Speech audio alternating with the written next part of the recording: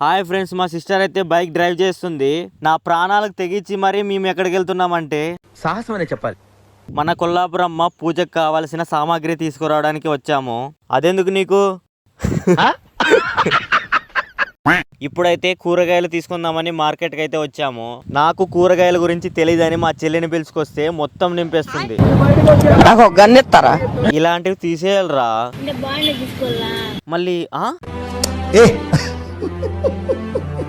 నేను చెప్పేంత వరకు తెలియదు, నేను వేసిండేడు తీసేస్తుంది. వాహ్, సూపర్ ఉమెన్. పోన్లే, తనేసిండేదే చూపిద్దాం, ఏమంటుందో చూద్దాం. లతిక, ఇదేలాగుంది?